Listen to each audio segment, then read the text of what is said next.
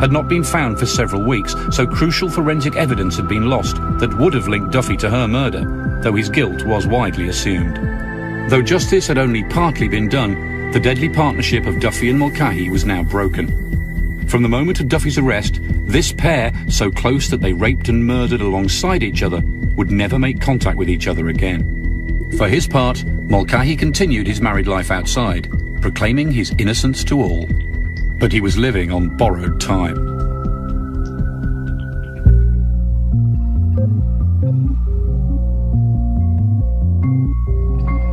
Developments in DNA technology, the waning loyalty of his former pal John Duffy, and the persistence of one cop were all about to bring David Mulcahy what he deserved.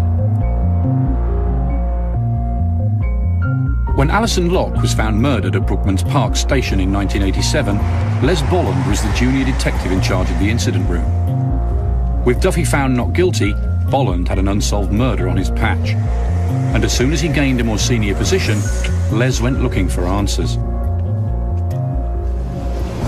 So Les, you were part of the original investigation into Anne Locke's murder. So what made you go back to Duffy?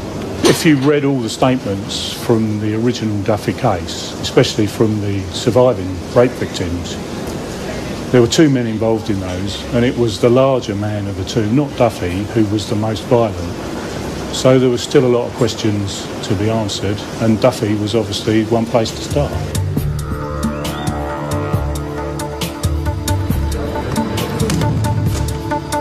So Les went to speak to John Duffy at Whitemoor Prison in Cambridgeshire.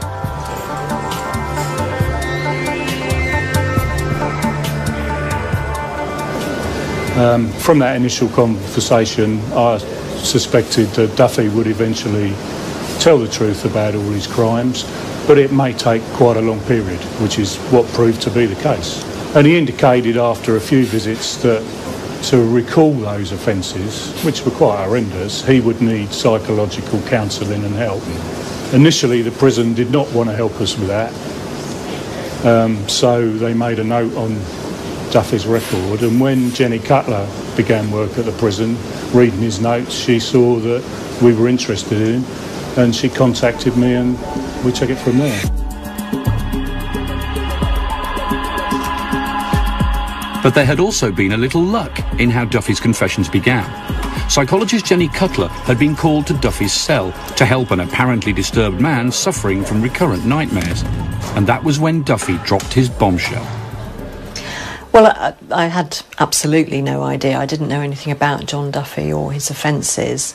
It was presented to me as, you know, sort of he urgently needed to talk to someone. He was having dreams. And we got as far as his first day at secondary school when he mentioned that that's where he'd met the person that he committed his offences with. And I said, oh, you know, which prison is your co-defendant in? And he said, he's not in prison. So I'm starting to think, what's he telling me? He said he's never been convicted or tried. So those then I knew... Those moments can't happen too often. No. So then I knew that, you know, this was something different. And I immediately had to explain to John that if he gave me that sort of information, I would have to pass it on. It would be my duty to report that. So Jenny phoned Les and set in motion the second police investigation, one that would look to see if Duffy did have an accomplice. It would be an investigation that would also raise an unsettling question.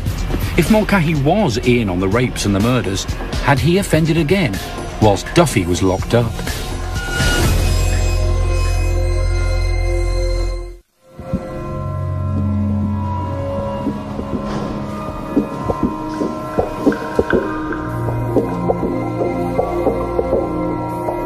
In the 1980s, John Duffy was caught, but kept silent about his accomplice and his crimes.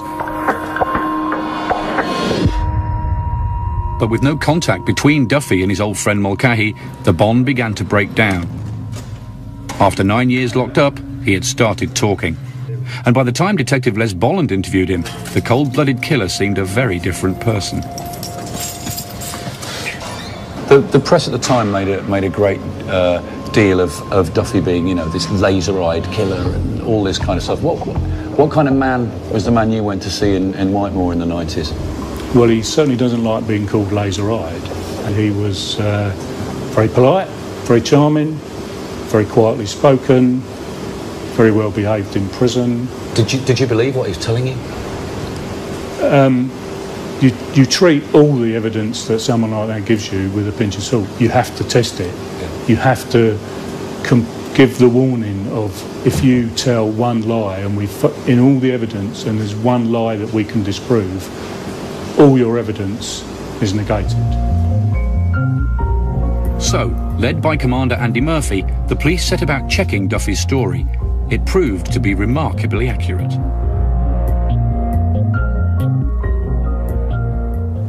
Why is he doing this? You know, what's the rationale behind it? Is there something behind it? So, you know, we set out, and the terms of reference for the team were actually to disprove John Duffy. And you couldn't? And you couldn't. With Duffy talking about the pair's many crimes, the police had a huge number of leads.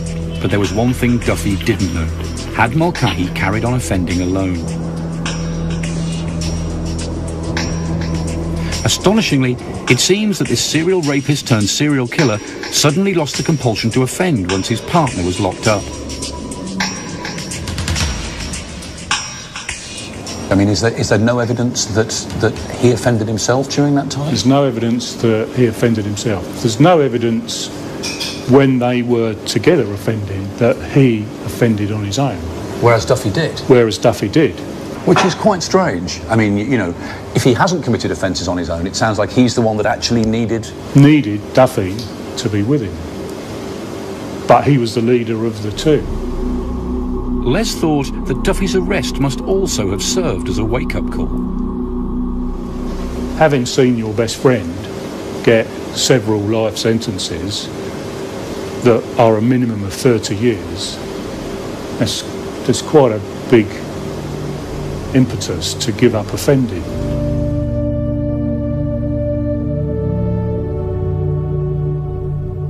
Mulcahy's offending days seemed very much in the past, and judging by his response to police questioning, he thought that's where they would stay.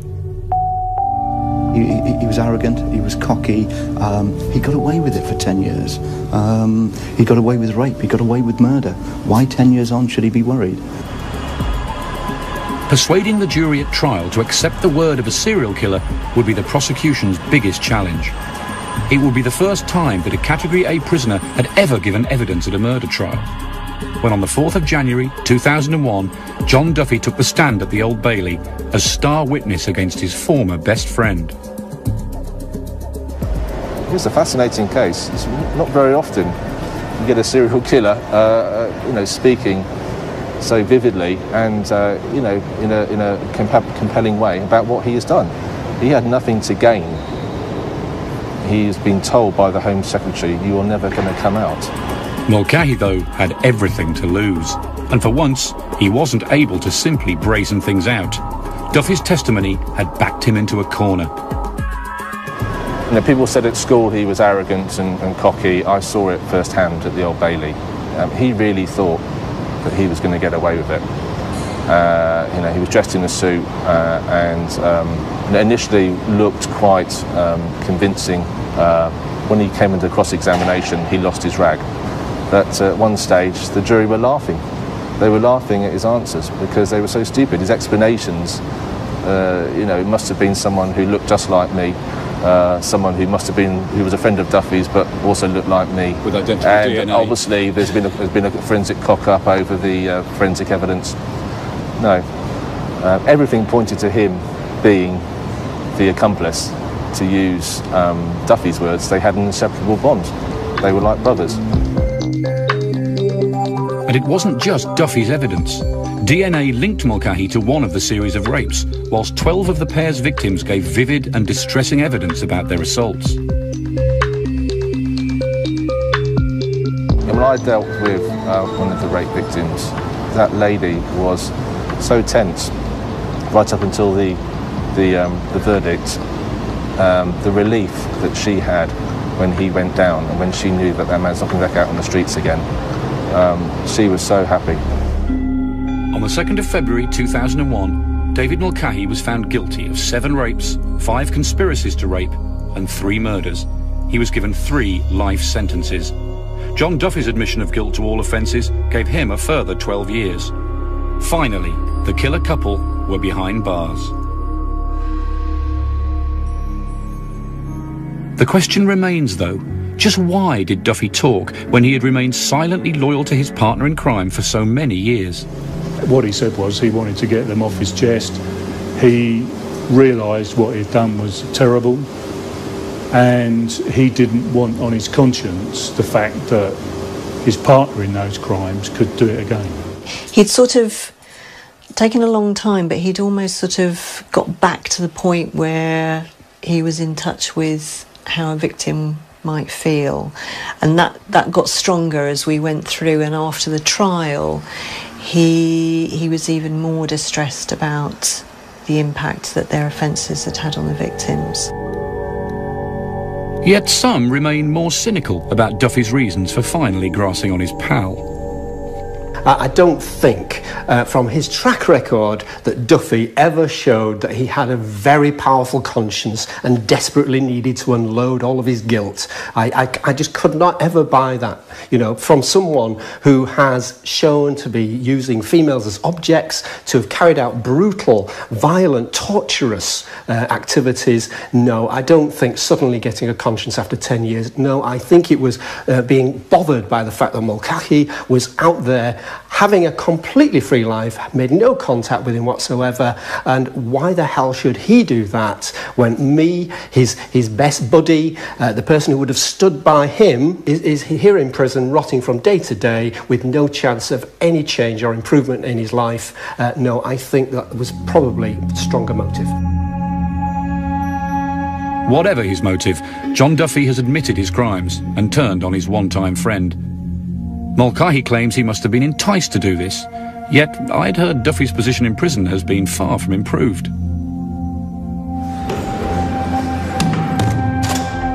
These rumours, I think, come about because nobody could quite believe that what he'd actually got out of it was an extra life sentence.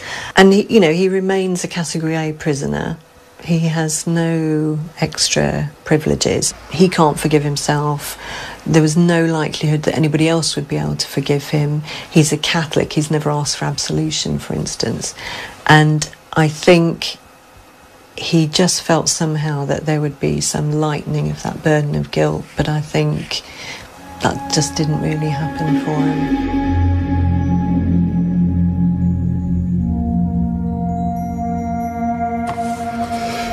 This is a dossier that David Mulcahy has put together that was passed on to me by his friend Junior. In it he raises various points that apparently prove his innocence. He claims the DNA must have been planted and that Duffy was offered money. There's no substance to any of it. Yet Mulcahy's supporters still refuse to believe that their friend could have committed these crimes. And Mulcahy himself is clearly still in denial. This is a letter from him in which he says, "I firmly believe that truth is like a fistful of sand. You may hold it tightly, but it will always find a way out."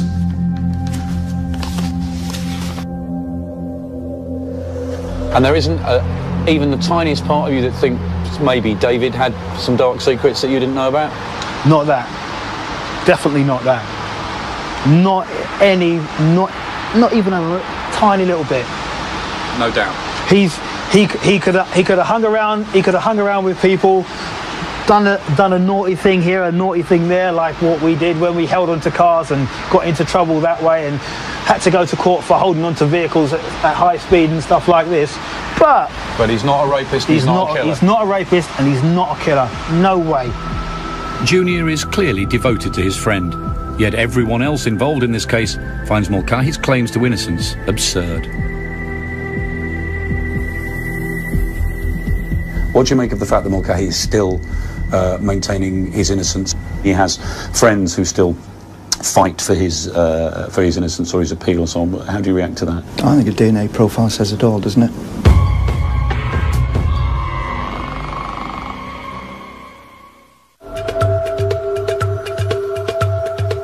This pair were responsible for some of the most hideous crimes of modern times. What I found perhaps most sickening about their story is what a perversion it is of normal childhood best friends. long friendships forged at school.